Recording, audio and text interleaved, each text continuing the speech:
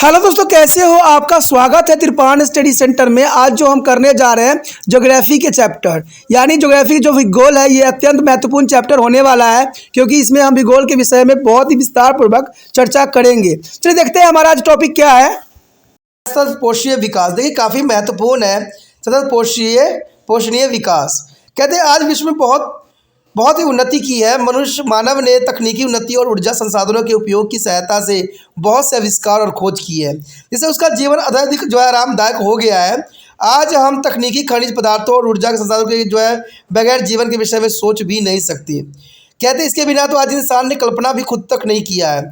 ये बड़े पैमानों पर लगभग हर क्षेत्र में प्रवेश कर गया है, चाहे वो कृषि हो, उद्योग हो, यातायात हो, संचार हो, घरेलू हो। क्या आज हमने कभी सोचा है कि पृथ्वी पर जीवन कैसे प्रभावित हो रहा है?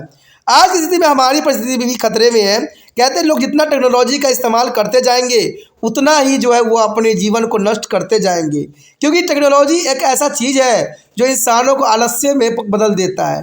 कहते हैं टेक्नोलॉजी सब कुछ कार्य के लिए ज़रूरी भी है, लेकिन हर समय टेक्नोलॉजी का उपयोग करना सही नहीं है।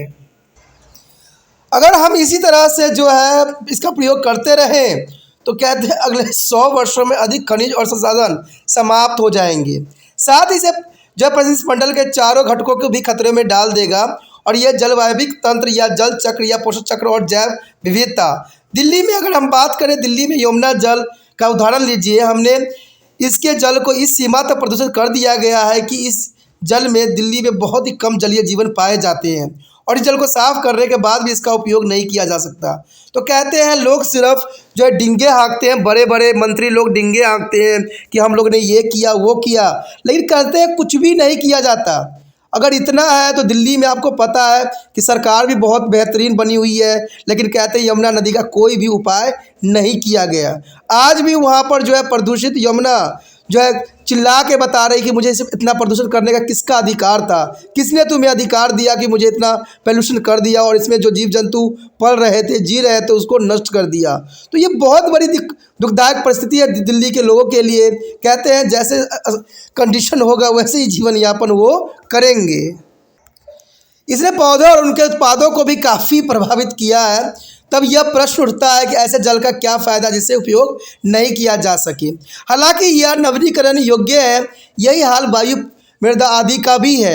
मानवीय लापरवाही और स्वार्थ के कारण ये प्राकृतिक संसाधन इसे सीमा तक विकृत हो गए हैं, और इसका नवीकरण बहुत ही कठिन है। यानी नवीकरण करना संभव ही नहीं। जैसे यमुना नदी को साफ करने के बाद भी इसके पानी जो है पीने लायक नहीं रह जाता है, उसी तरह जो है नवीकरण को जो है उपयोग करने के बाद भी जो है इसको दोबारा प्रयोग करना दुष्कर्म कार्य हो जाता है। यह विकास पर जो है प्रश्न चिन्ह लगा दिया है। क्या हम विकास कर रहे हैं?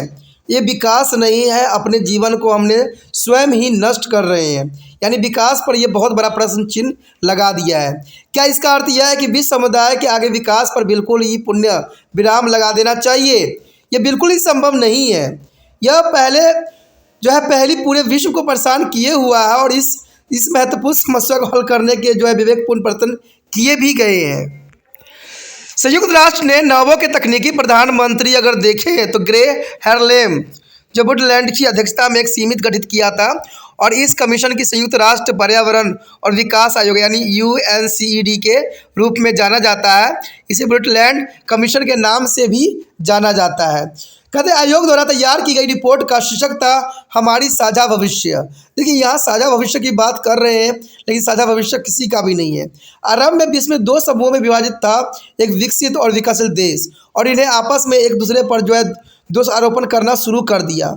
यानी कहते हैं जो विकसित देश हो गए हैं वो जो है काफ़ी दोहन कर रहे हैं, तो ये काफ़ी जो है दोष आरोपण करना सही नहीं है। कहते हैं विकसित देशों पर तीव्र जनसंख्या वृद्धि और गरीबी प्रदूषण फैलाने वाले अधीन तकनीक को दोष दिया है कि जो विकसित है, जनसंख्या बढ़ा रहे हैं, उसको दोषी यहाँ पर बताया गया था। विकासशील देश का तर्क था कि विकसित देशों की खर्चीली जीवन शैली ने उपलब्ध साधनों का अधिक दबाव डाल दिया है, लेकिन काफ़ी जोरदार चर्चाओं और तर्कों के बाद यह अनुभव किया गया कि कुछ ऐसे सामान्य आधार होने चाहिए जिनके भविष्य में रक्षा करने का जो विश्व एकदम हो, यानी विश्व एक सत्य हो। और ये अनुभव किया गया कि पारिस्थितिक अर्थशास्त्र और तकनीकी में संतुलन होना चाहिए। इसलिए नीदरलैंड्स आयोग ने सतत सुपोषित विकास को इस प्रकार परिभाषित भी किया कि भविष्य की पीढ़ियों की अपनी आवश्यकताओं की पूर्ति करने की क्षमता के बिना समझौता किए वर्तमान पीढ़ी की आवश्यकताओं की पूर्ति हो। तो ये काफ़ी महत्वपूर्ण डेफिनेशन थी, लेकिन कहते हैं कि आज ये सब बातें जो है सिर्फ किताबी बातें रह गई है, वास्तविकता में ऐसा कुछ भी नहीं है। अब अगले पॉइंट पे बात करते हैं पोषी विकास के लिए अपनाई जाने वाले कुछ कार्य नीति, यानी विकास के प्राप्त करने के लिए कुछ कार्य नीति कुछ नीचे दिए गए हैं। सबसे पहली बात तो यही आता है कि आर्थिक विकास का पुण्य स्थान। सतत पोषी विकास द्वारा गरीबों को दूर करना चाहिए। गरीबी से पर्यावरण पर प्रभाव पड़ता है, क्योंकि लोगों की जीवन शैली पर्यावरण का जो अवक्रमण कर देती है। उदाहरण के लिए धन के लिए वनों का काटना अथवा अधिक चराई तथा मरुस्थल का बढ़ना, ये लोग जो है असस और क्योंकि उनके पास आजीविका के वैकल्पिक साधन नहीं है। गरीबी रेखा से नीचे रहने वाले अधिकतम लोग अफ्रीका और एशिया में ही रहते हैं। देखिए यहाँ पर अगर आप बात करें गरीबी को दूर करना, देखिए ये बहुत ही नाइंसाफ़ी वर्ड यहाँ पर लिया गया है, गरीबी को दूर करना। आज तो कोई गरीबी को दूर नहीं करना चाहता है। अब सोचिएगा कि ऐसा क्यों। आजकल तो कहते हैं पढ़ाई लिखाई में भी बहुत घपला होने लग गया है। ये बात आप भली भांति जानते हो कि कई राज्यों में जो है लोगों सरकार ने ये सिस्टम बना दिया है कि जो 1 किलो के दायरे में बच्चे होते हैं उनको लिया जाता है। तो देखिए गरीब बच्चे अगर मान लीजिए वो 2-3 किलोमीटर के दायरे में होंगे, वहाँ गरीब रहेंगे, तो उनको पढ़ने के भी नहीं दिया जाएगा, उनके साथ जो है भेदभाव भी किया जाएगा। तो ये बात बहुत ही दुखदायक परिस्थिति है।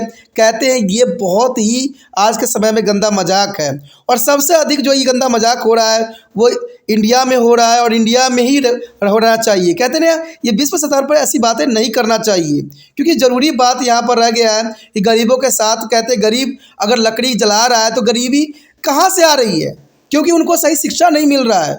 और शिक्षा क्यों नहीं मिल रहा है? सरकार की कुछ नीतियाँ हैं जो गलत है। अगर आप बच्चों को एडमिशन कराने भी जाओगे ना तो यही बात कहते हैं कि भाई आप अपने क्षेत्र में करो।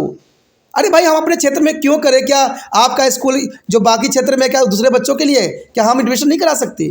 तो ये बहुत बड़ी समस्या उत्पन्न किया है भारत में। और आपको क्या लगता है क्या इससे गरीबी नहीं बढ़ेगी? बढ़ेगी, क्योंकि बहुत से माता पिता हताश होंगे और इससे वजह से जो है बच्चों को जो है काम धंधे पर लगाएंगे। तो ये बहुत बड़ी समस्या उत्पन्न कर रहा है, और एशिया में ऐसा हो रहा है, इसमें कोई दो राय नहीं है।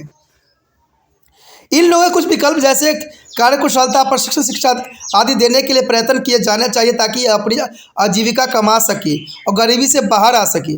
तो गरीबी से बाहर आने का तो यहाँ विकल्प ही नहीं दिया जाता, तो गरीब जो है कैसे बाहर आ सकेंगे? अन्यथा सतत पोषित अथवा सतत पोषित विकास का उद्देश्य ही समाप्त हो जाएगा, क्योंकि जब तक गरीबी रहेगी, गरीब लोग अपने जीवन यापन के लिए प्रकृति पर निर्भर बने रहेंगे। तो कहते हैं गरीबी कैसे ख़त्म होगी? जहाँ पर सरकार की कूटनीति का उपयोग किया जाता हो, जहाँ सरकार अपने आप को, प्रशासन जो है बहुत अपने आप को तेज समझ रहा हो, और ये गलत यहाँ पर प्रावधान है। कहते हैं ये हर एक क्षेत्र पर जो है विश्व स्तर पर सोचने की आवश्यकता है, पूरे भारत को सोचने की आवश्यकता है कि आखिर गरीबी हम दूर कैसे करें। गरीबी दूर तब होगा जब शिक्षा अच्छा मिलेगा, और शिक्षा अच्छा कैसे मिलेगा?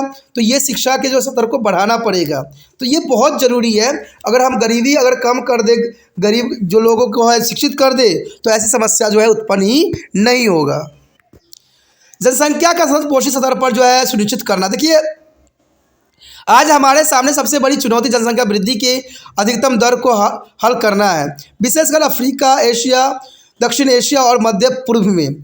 जनसंख्या विस्फोट के जीवन की गुणवत्ता, शिक्षा की उपलब्धता, स्वास्थ्य, घर और स्वच्छ पेयजल, स्वच्छता और जीवन यापन के साधनों के सीधा संबंध है। तेज़ी से बढ़ती हुई जनसंख्या को जो है अतिरिक्त सुविधाएं देने के सरकार का बहुत बड़ा बोझ पड़ता है। तो ये काफ़ी महत्वपूर्ण यहाँ पर बात आ जाता है। उसके पश्चात हमारे समक्ष आता है मनुष्य की आवश्यकताएं को पूरा करना। तो ये काफ़ी महत्वपूर्ण यहाँ पर पॉइंट है। कहते हैं आर्थिक विकास की वृद्धि के पुनरुत्थान के लिए पहली शर्त है, यह सर्वविदित है कि जब तक मनुष्य की मूलभूत आवश्यकताएं पूरा नहीं होगी वह विकास प्रक्रिया में हिस्सा नहीं लेगा। और मनुष्य की आवश्यकताओं को पर्याप्त भोजन, उचित आवास, स्वच्छ जलपूर्ति और स्वच्छ सेवाएं सम्मिलित है। पर्याप्त गुणवत्ता भोजन भी दिया जाना काफ़ी महत्वपूर्ण यहाँ पर बात आता है। उसके पश्चात है वृद्धि गुणवत्ता को बदलना। देखिए वृद्धि की गुणवत्ता बदलना भी कई मायने में इम्पोर्टेंट है। विकास के जो दीर्घ विन्यास को बदलने की आवश्यकता है। जब हम वृद्धि या विकास कहते हैं तो हमारा अभिप्राय हमसे आर्थिक विकास अथवा भौतिक विकास से ही होता है, परंतु आवश्यकता इस बात को है कि विकास भौतिकवादी न हो, कम ऊर्जा की खपत हो और सामान्य रूप से जो है विपरीत करने योग्य हो। आर्थिक और सामाजिक विकास एक दूसरे के आसपास में दृढ़ करने योग्य हो। दूसरे शब्दों में आर्थिक विकास के अच्छे सामाजिक विकास की ओर ध्यान देना चाहिए, जैसे शिक्षा, स्वास्थ्य, ठीक है, स्वच्छता आदि। साथ ही साथ सामाजिक विकास के किसी क्षेत्र, प्रदेश और देशों को जो है अर्थव्यवस्था को काफ़ी बढ़ाना चाहिए, जो कि काफ़ी महत्वपूर्ण है। उसके पश्चात है संसाधनों के आधार को सुरक्षित रखना और बढ़ाना। देखिए, इसके लिए नैतिक और आर्थिक तर्क दिए जाते हैं।